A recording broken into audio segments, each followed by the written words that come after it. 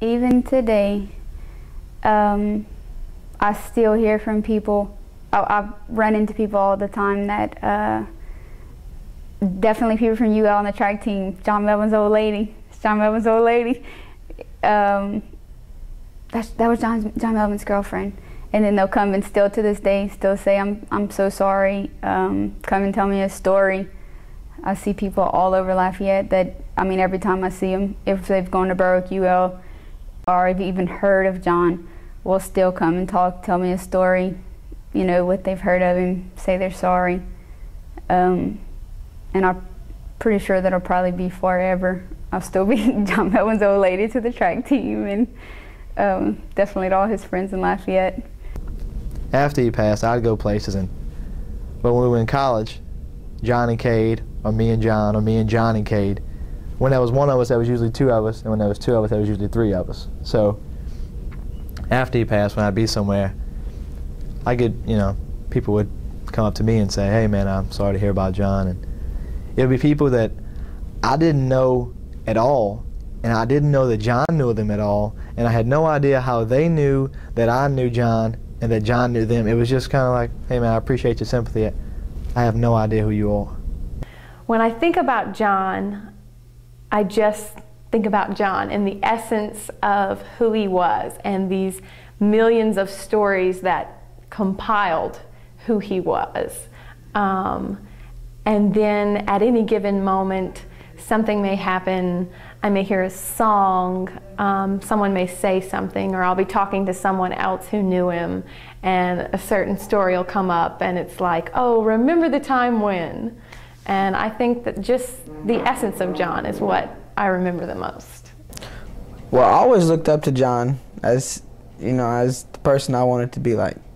You know, little kids have a role model as Derek Jeter or Hulk Hogan or so, you know, but I always wanted to be, you know, in high school, you know, I mean, John was just a cool guy. He's one of those guys, you know, I mean, you could not like, and set a good example. He was a good student, went to church, you know, he had good faith and all that, and, you know, he's just a well-rounded individual, and John definitely helped shape me into had a very big impact on the person that I am today. You know, my sense of humor, basically my personality. Me and John had a very similar personality.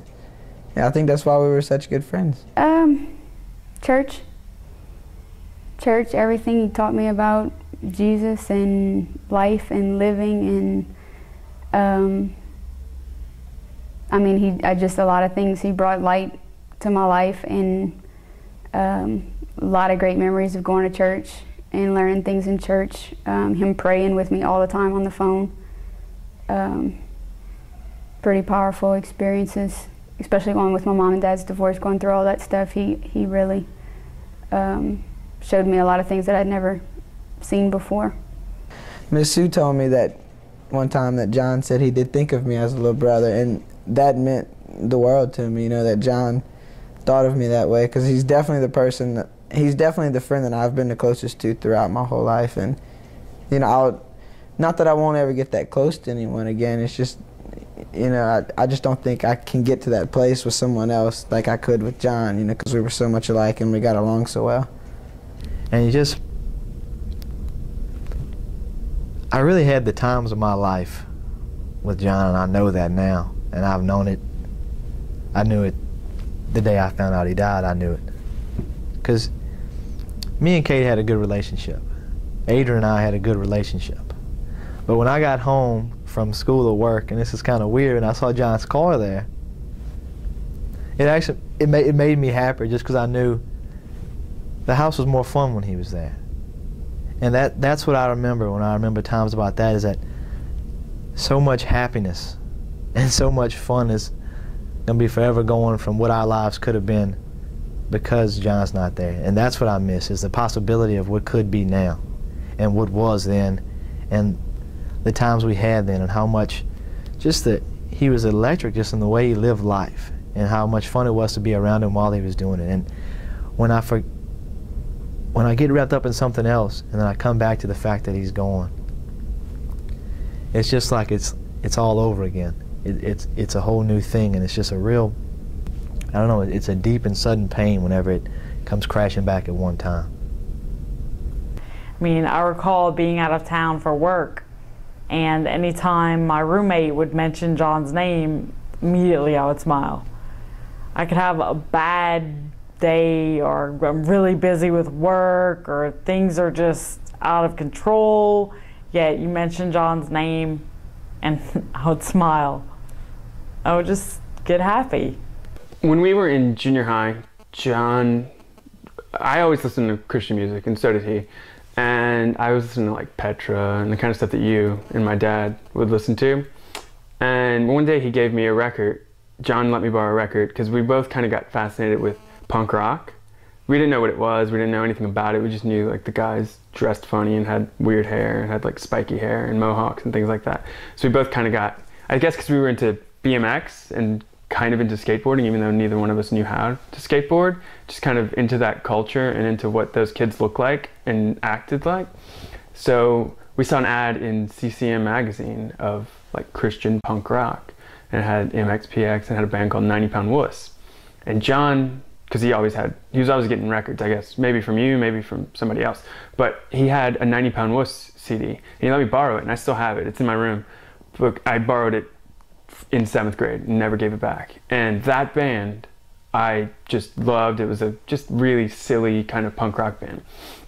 And that got me into to punk music and to independent music. And I got into Tooth and Nail Records through John, and he moved on. He moved into different kind of music that other people like. But I got more and more into it. And then in college, I started to want to do, I worked at a radio station, and I did a magazine, and then I started the record label that I do. And one of the first bands I signed was the guy from 90 Pound Wuss, new band, who's still on my label and helped me run the label, and he's been on my label all 4 years. I've put out 5 records with the guy. And I honestly, I don't think I ever would have gotten into punk rock or gotten into independent music at all if not for that first record that John gave me.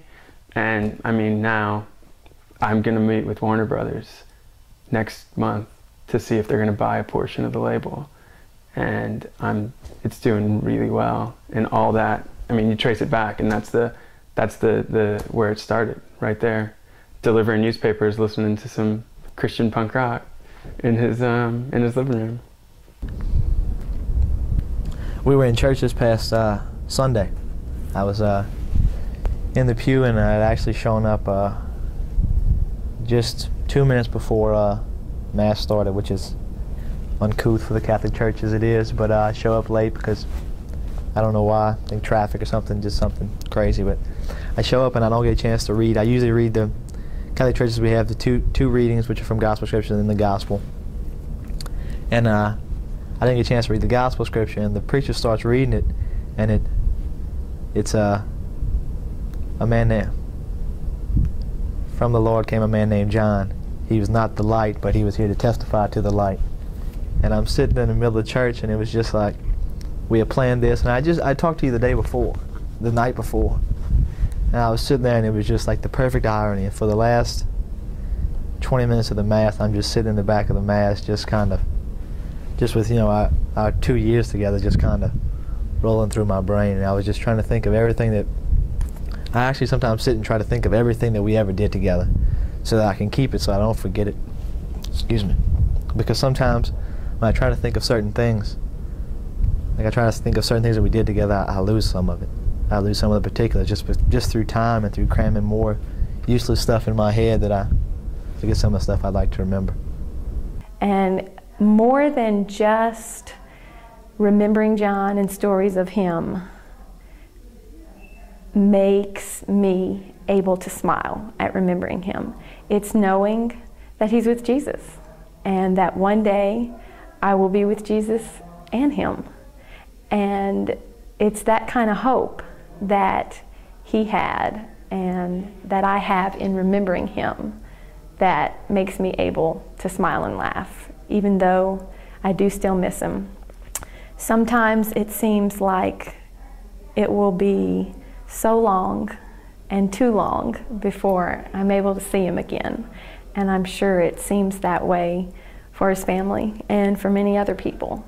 But if we could just wrap our minds around how short of a time we have left on this earth and how long eternity is and we will have with him, I think we'd be a lot less sad.